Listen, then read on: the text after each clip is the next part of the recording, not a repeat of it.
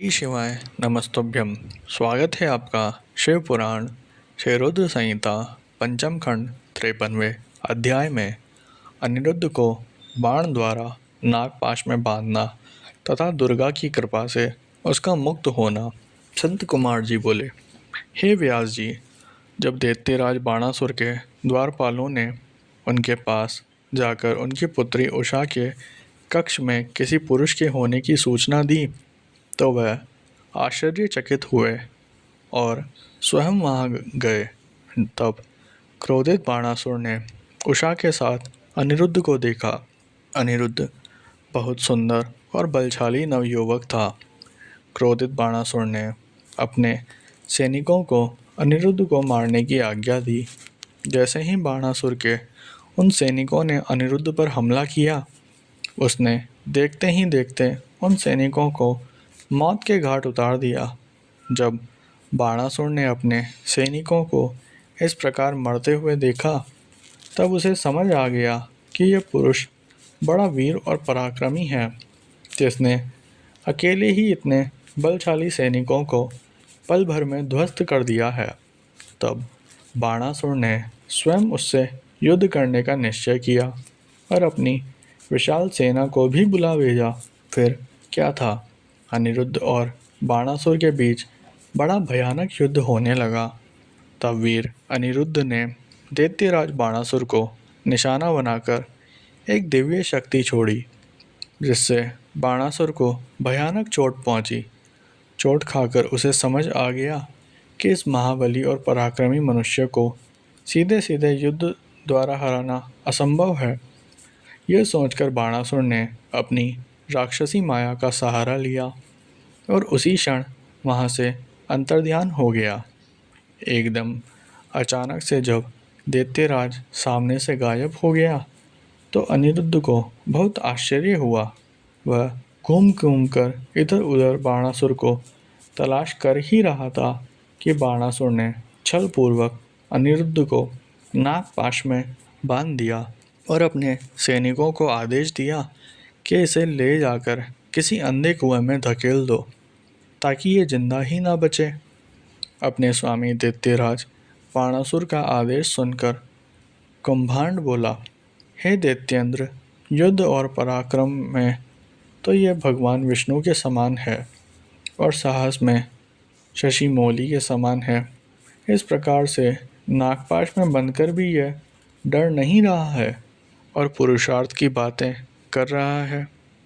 फिर यह अनिरुद्ध से बोला, हे मूर्ख बालक, तू महाबली दैत्यराज बाणासुर से अपनी समानता क्यों करता है? तू उनके सामने झुककर उनसे माफ़ी मांग और अपनी हार मान ले। वे निश्चय ही तुझे क्षमा कर नागपाश से मुक्त कर देंगे। दैत्यराज बाणासुर के उस सेवक के वचनों को सुनकर अनिरुद्ध क्रोधित होकर बोला, ओ दुराचारी निशाचर, शायद तुझे क्षत्रिय धर्म के बारे में कुछ पता नहीं है। शूरवीर के लिए युद्ध में पीठ दिखाना मरने से भी बढ़कर है। मैं इस अधर्मी से माफ़ी मांगने से अच्छा युद्ध में लड़ते हुए प्राण त्यागना पसंद करूंगा, परंतु इस अभिमानी के आगे बिल्कुल नहीं झुकूंगा। यह सुनकर दैत्येंद्र बाणासुर का क्रोध सातवें आसमान पर जा चढ़ा। इससे पूर्व की वह कुछ करता आकाशवाणी हुई, बाणासुर, तुम भगवान शिव के परम भक्त और महाराज बलि के पुत्र हो। तुम्हें इस प्रकार क्रोध करना शोभा नहीं देता। तुम जानते हो कि भगवान शिव सत्वगुण, रजोगुण और तमोगुण का आश्चर्य लेकर ब्रह्मा, विष्णु और महेश के रूप में सृष्टि भरण पोषण और संहार करते हैं।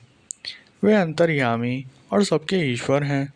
भगवान अनेक लीलाओं के रचयिता हैं और गर्व को चूर कर देते हैं। वे तुम्हारे गर्व को भी चकनाचूर कर देंगे। आकाशवाणी सुनकर बाणासुर ने अनिरुद्ध का वध करने का विचार छोड़ दिया और अनिरुद्ध को जेल में छोड़कर चला गया। नागपाश में बंधे हुए अनिरुद्ध को बड़ा कष्ट हो रहा था। उसने दोनों हाथ जोड़कर कल्याण स्वरूपा माँ जगदम्बा देवी दुर्गा का स्मरण कर उनकी आराधना आरंभ कर दी। अनिरुद्ध बोला, हे माता, आप अपने शरणागतों की रक्षा करने वाली तथा उन्हें यक्ष प्रदान करने वाली हैं। देवी, मैं नागपाश में बंधा हूँ और नागों के जहर की ज्वाला मुझे जला रही है। हे माता, मेरी रक्षा कीजिए।